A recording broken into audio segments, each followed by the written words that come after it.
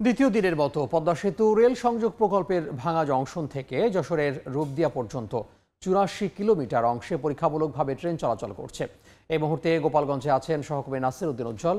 আমরা সরাসরি যুক্ত হব তার সঙ্গে। উজ্জ্বল, যাত্রী ট্রেনটি টেকনিক্যাল চেকআপের জন্য কিন্তু পথে পথে যাত্রা বিরতি করছে।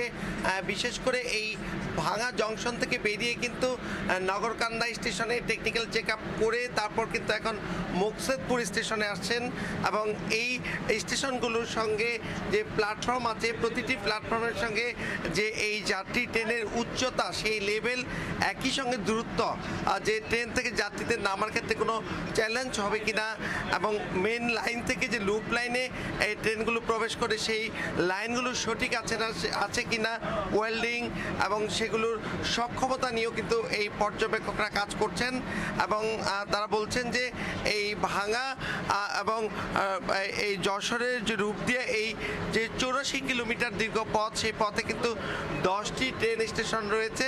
সেই প্রতিটি ট্রেন স্টেশনে যেমন এই পরীক্ষা নিরীক্ষাগুলো চলবে, একই সঙ্গে এই যত রকমের টেকনিক্যাল বিষয়গুলো আছে পথে পথে সেগুলো কিন্তু তারা পরীক্ষা করছেন এবং সেই টিমে কিন্তু দেশি বিদেশি প্রকৌশলীরা রয়েছেন, ঠিকাদারি প্রতিষ্ঠানের লোকজন রয়েছেন।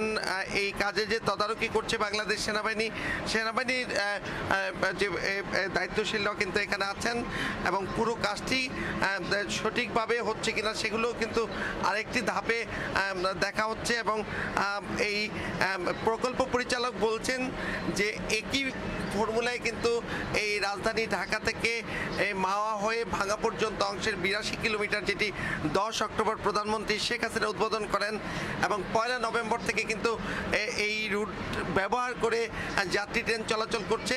এখন বাকি ৮৪ কিলোমিটার চালু করে এই পদ্মা সেতুর যে নেটওয়ার্ক আছে সেই নেটওয়ার্কটি আরও প্রসারিত করবার জন্য এই প্রক্রিয়া এবং পদ্মা সেতুর এই রেলিং প্রকল্পের যে পিডি তিনি বলছেন যে এই রুটিন কাজগুলো করতে আরও প্রায় ৩ মাস লাগবে। সেই হিসেবে কিন্তু জুনের শেষ সপ্তাহ অথবা জুলাইয়ের প্রথম সপ্তাহের দিকে এই বাণিজ্যিক ট্রেনের যে যাত্রা শুরুর ব্যাপারে তারা পরিকল্পনা রেখেছেন এবং এই কাজগুলো সম্পর্কে তারা বলছেন যে দেশের দ্রুত গতির রেল নেটওয়ার্কের বিশেষ উচ্চতায় কিন্তু এই রেল লাইনটি। তো এই ছিল আমার কাছে পরীক্ষামূলক যে কমিশনিং এই ট্রেনের তার সবশেষ।